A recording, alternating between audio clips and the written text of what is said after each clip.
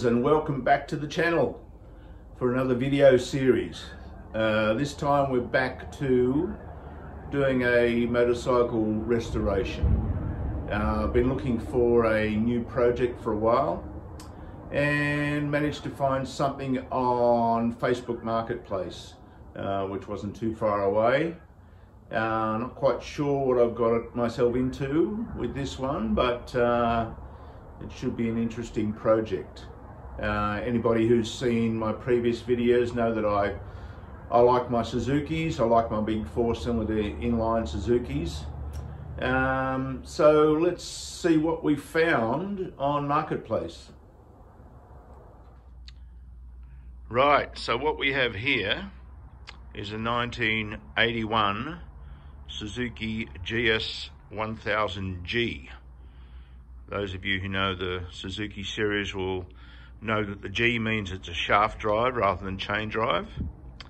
And this should fit nicely into my stable of Suzukis. I'm not sure whether I'll end up keeping it once I get it going, but we'll see. I know that these models are actually a really comfortable bike to ride, so let's see how we go. So yeah, found this on Marketplace. Wasn't too far away. A guy had bought it with plans to fix it up. He bought it about 4 years ago. Hi Phil, if you're watching. And didn't really get around to it. He thinks he's too old to sort of do that sort of thing now, so he sold it to me, who's slightly younger than him. And I like this sort of project, a bit of a challenge. So yeah, what are the good things about this bike? It's definitely all there. You might notice that the airbox is missing at the moment, but I do have that. It looks pretty nice. I mean, it's in good condition. It's a good looking bike. The tires are in good condition. Everything seems to work. All the electricals seem to work. It's got some later model mirrors on there. The seat's in good nick. It's got the 4x2 exhaust system. And as I say, it's a good looking bike. And once I get it going, it'll actually be a nice bike to ride, I think. So that's the good things about it. What are the bad things about it? Well, there's a few things that need attention. One of them being that the inside of the tank looks pretty disgusting. I mean, it will certainly hold fuel, but there has been a liner put in it at some point, which is now sort of gone a bit manky. So I think I will need to clean out the tank and redo the liner. According to Phil, it does blow a bit of smoke when he got it running after doing some top end work, so we'll need to investigate that. But the main issue with this bike is that it has a fairly ominous sounding clunk from the bottom end once you start the motor. So he and I seem to think that maybe whoever he bought it off had maybe run it without oil. So yeah, that's going to need a bit of major investigation. So that will require the motor to come out and pulled completely apart to see what's going on in the bottom end, whether it's spun a bearing or something like that. So that will be the major part of this restoration, is to get the engine running. If I can. If there's damage to the crankcase, then yeah, we might need to find another motor. But I like a challenge, so yeah, that'll be the first issue, is getting the motor running before I do anything else. And then once the motor's running, then I can look into, you know, probably tidying it up a bit and fixing that tank. And there's a couple of little minor electrical issues, but nothing major. So let's get on with it. Now, the other thing that I got from Phil, the seller, was tons and tons of spares. So we've got spare wheels. We have some old discs there, which I don't think are off this bike, because these ones are slotted discs, and those might be off an old GS or something. It did include a motor, which is a GS 1000 motor, but it's not the shaft drive version. So if required, I may be able to use the crankshaft, but certainly the crankcases will be different because it's a shaft drive. So that might come in handy, who knows. Boxes and boxes of spares. As you can see, there's mirrors and lights. There's the airbox there. Lots of bits and pieces, old shockies. There's all sorts of electrical bits and pieces. There's brake pads, which may or may not fit this bike. There's some tools. There's an old carburetor balancer gauge that Phil gave me. There's another set of carburetors, electrical cabling, instruments, bits and pieces of brakes. There's actually a gasket set, which is great, because I'll definitely be pulling the motor completely apart, so I'll need gaskets to put it back together. So there's certainly all the spares that I need. So yes, I think as I said, the first thing I need to do is investigate this clunk from the bottom end, and then more than likely pull the engine out, rip it down completely, and see what damage has been done to the bottom end and whether it's something that can be fixed, or I might have to source another G motor, whether I find a 1000 G motor, or maybe I could put an 1100 G motor in the into this frame legally. So we'll see. So what I plan to do first is to pull the plugs out and then take off this side cover, and then just turn the motor over manually with a spanner and see if I can feel anything notching, causing that bottom end knock. And then also drain the oil, because that might be quite a good way of seeing if there's any bits of metal or whatever in the sump, which would be a telltale sign of some major damage inside. Anyway, let's get on with that. Right, so I just took the tank off, and moving it around you can hear rubbish rattling around inside it, so that will definitely need to be cleaned out and with a new liner put in. Right, so the plugs are out. I've put a scope down the holes. Everything looks pretty clean in there. I think the previous owner, Phil, had done the top end, so looks all right. I've also turned the motor over manually with this spanner, and certainly feels smooth. I can't feel anything grinding or hitting or whatever. So next thing I think is to drain the oil and see what comes out of there, and then also maybe take off these side covers from this side where the stator is and the other side where the clutch is. See if there's anything loose. So, you know, it'd be nice if I didn't have to take the crankcase apart, but I think I'll have to in the long run. But anyway, we'll see. Okay, so I've drained the oil, which looked okay, but I think it's been replaced recently. But if I take it out in the sun, it's sort of sparkling a little bit, which seems to indicate to me that there's probably very fine grain aluminium in there. There was nothing on the magnetic drain plug, although it did look a little bit like some sort of, maybe some fine pasty sort of grey, which could be fine ground aluminium again. I also turned the motor over with the plugs out with the starter motor, and it's certainly making some pretty horrible noises. So yes, looks like we're taking the engine out. Okay, so exhaust is off and carburetors are off, so I'm making a bit of progress. Okay, so I've taken the stator cover off on that side. Nothing obvious under there, so I just temporarily put that back on. Took the clutch cover off on this side. Nothing obvious under there, so I just temporarily put that back on. So I'm going to start taking the head off, which will certainly make getting the engine out of the frame much easier. So let's get on with that. Right then, so as you can see, the motor is half out. Just waiting for a mate to help me lift it up onto the bench.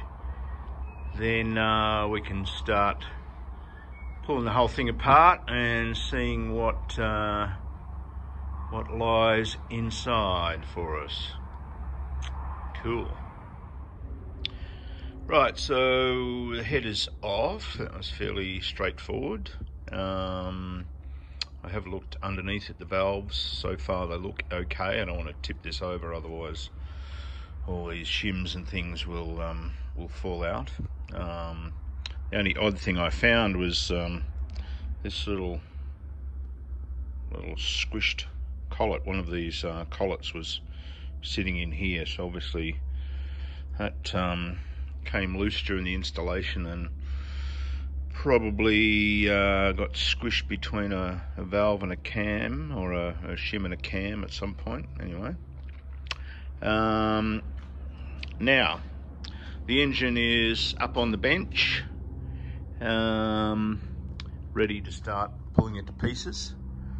There's a couple of things I noticed when I pulled this apart.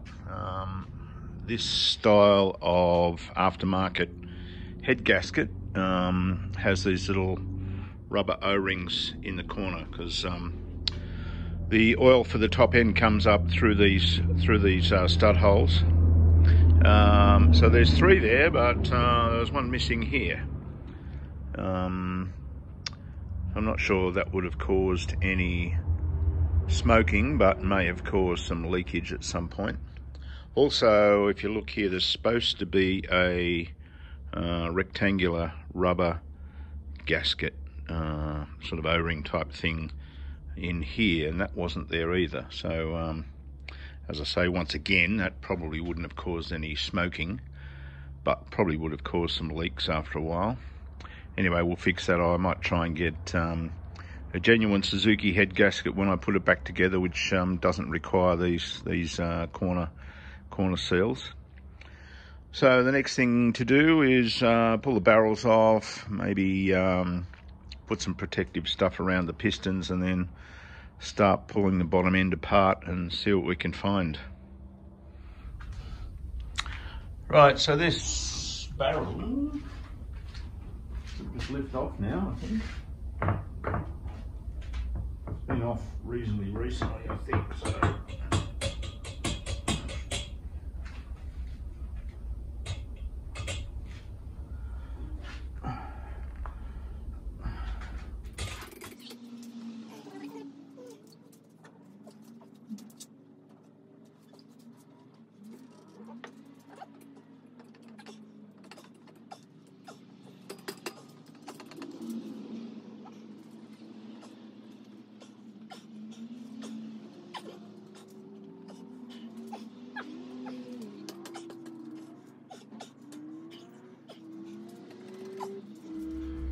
Right, well, barrels are off, but that fought me all the way to the end. But yeah, I think the last piston was just cocked a little bit sideways, so it's just catching in there. Yeah. Base gasket could probably have done with a bit more cleaning. And